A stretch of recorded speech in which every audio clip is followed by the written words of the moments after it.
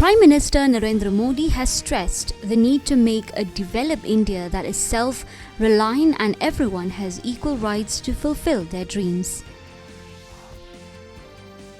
Prime Minister Narendra Modi has shared a news article written by Dr. V.K. Paul on utilizing technology to revolutionize the country's fight against malnutrition.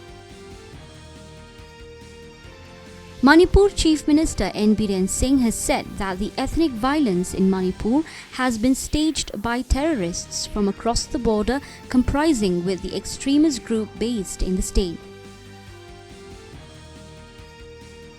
The 37th edition of the National Games will begin tomorrow in Goa. It will be formally inaugurated by Prime Minister Narendra Modi tomorrow.